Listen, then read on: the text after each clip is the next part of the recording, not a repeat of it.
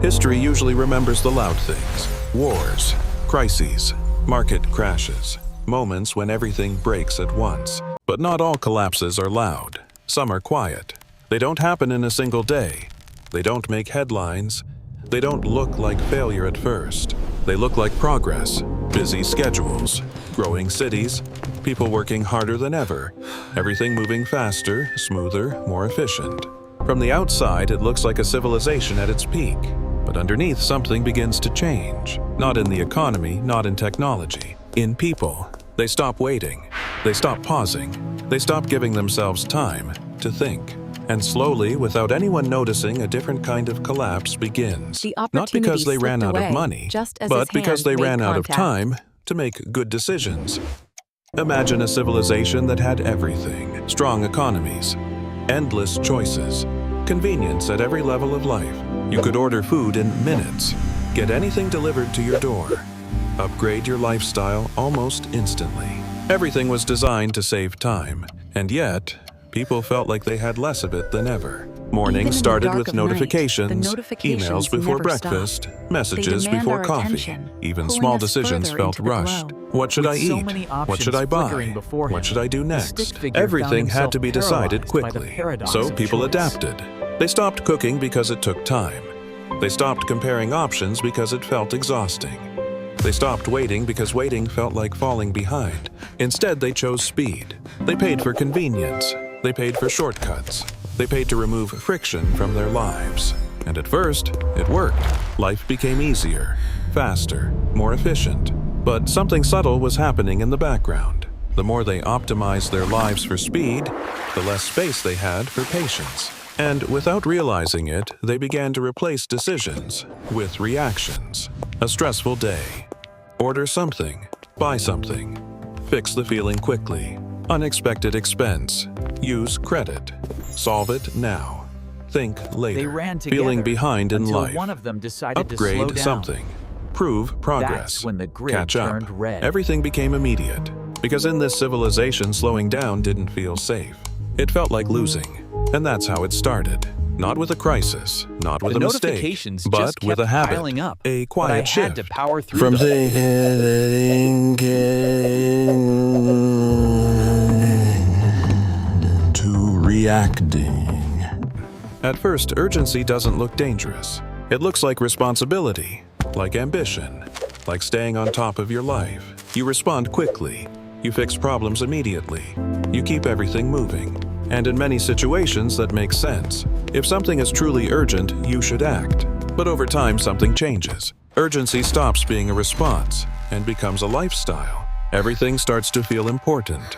Everything starts to feel like it can't wait. A small bill arrives and it feels urgent. A stressful day at work and it feels urgent. Seeing other people succeed and suddenly your own life feels urgent too. And when everything feels urgent, nothing gets the time it deserves. Because urgency does something subtle to the way we think. It shortens our decision window. Instead of asking, what is the best choice? We start asking, what is the fastest way to make this feeling go away? That's a completely different question. And you can see it everywhere. You're tired after a long day, so instead of cooking something simple, you order food. Not because it's better, but because it's faster. You feel stressed about money, so instead of reviewing your spending, you avoid it. Or make a quick decision just to feel relief. You see someone your age doing well buying a home, upgrading their lifestyle, and suddenly you feel behind. So you act. Not because you planned to, but because you didn't want to feel left out. Urgency turns decisions into reactions. And reactions are not designed for the long term. They are designed to solve the moment, to reduce discomfort, to remove pressure, to feel in control right now. But every right now decision quietly writes your future. The real problem wasn't that this civilization lacked money. It was that they had no space between a problem and a reaction. No buffer, no pause. No time to think clearly. And that changes everything. Because without that space, even small problems start to become expensive. A car breaks down. A medical bill arrives.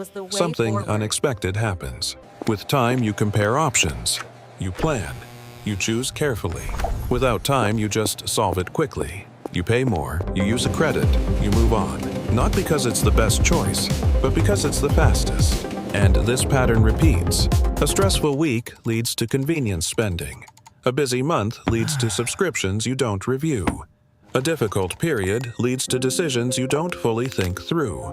Each decision feels small, almost harmless, but over time they add up. And more importantly, they slowly remove something very valuable, your ability to wait. Because once you get used to solving everything quickly, waiting starts to feel uncomfortable, even dangerous. You begin to feel like, if I don't act now, I might lose something. If I don't fix this today, it could get worse. If I don't keep up, I'll fall behind. So you act faster, and faster, and faster, until one day you're no longer choosing your life. You're reacting to it. And here's the part most people never see. They didn't lose money first. They lost time. And once time was gone, good decisions became rare. And once good decisions became rare, money quietly followed. What this civilization didn't realize was that the most powerful form of wealth was not visible. It wasn't income, it wasn't status. It wasn't Demon wasn't a man in style. It was time. Not time in the sense of hours in a day. Everyone still had 24 hours. But time in a different sense. Time to think, time to compare, time to wait before reacting. Because that kind of time changes everything. Imagine two people facing the same situation. Both lose their jobs. The first person has a small financial buffer. They can pause, take a breath, think clearly. They update their resume, reach out to better opportunities, take time to choose carefully. The second person doesn't have that buffer. Bills are coming, rent is due, pressure builds immediately. So they take the first option available. Not because it's the best choice, but because it's the fastest. Same situation, completely different outcomes. And the difference wasn't intelligence, it wasn't talent. It was time. Time before panic. Time before pressure takes over. Time before you are forced to choose. And over time, this created a divide that most people couldn't see. Not just between rich and poor, but between those who could choose and those who could only react. Because when you have time, you can make decisions. But issues. It's getting heavier. I don't know how long I can keep the future away.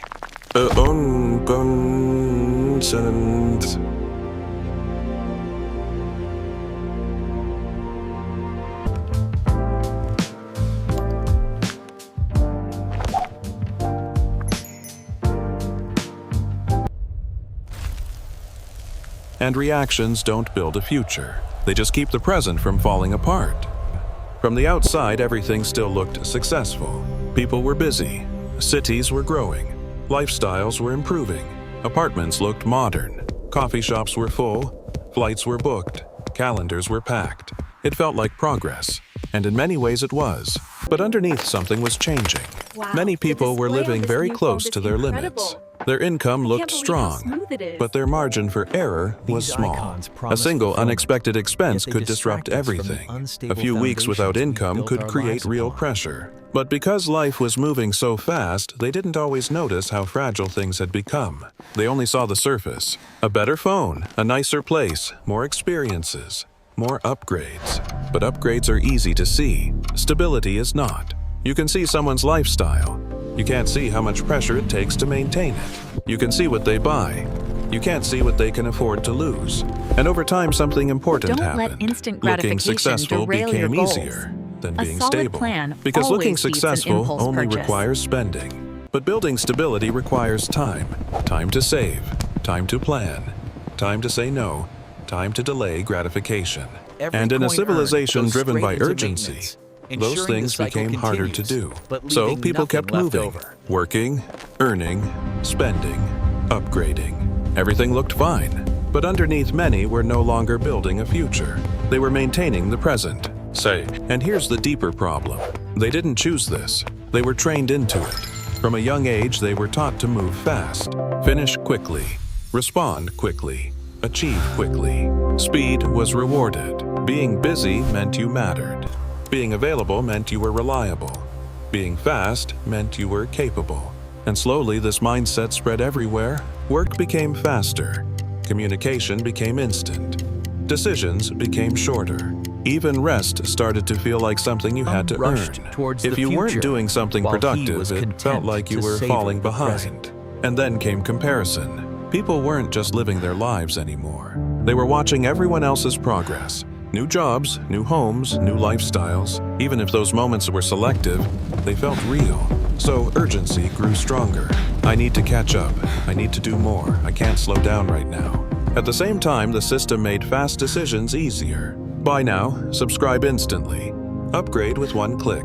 Everything was designed to remove friction. But friction is where thinking happens. Without friction, decisions become faster.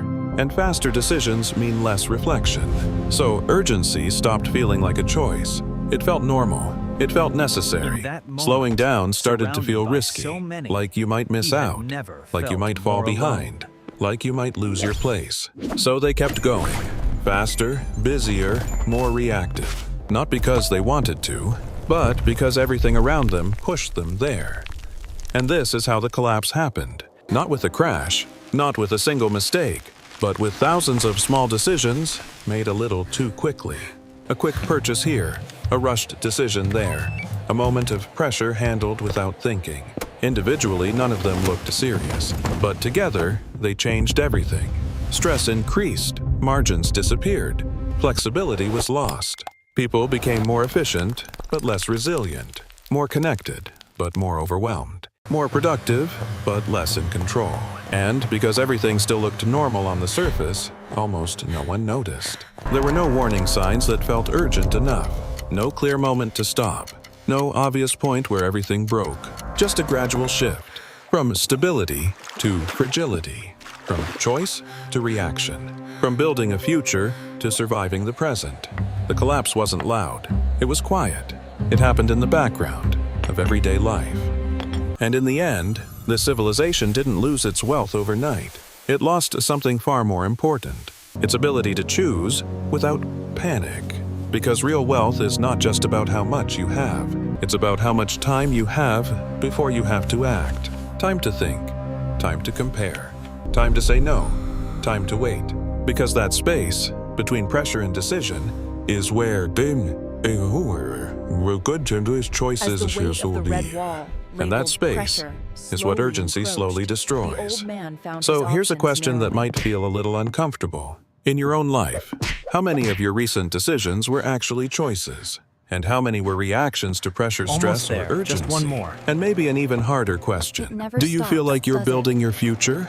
Or just trying to keep up with your present? Because sometimes the biggest financial risk is not low income. It's a life where everything feels urgent. And the real tragedy of that civilization was not that it became poor. It's that it became fast, but forgot how to wait.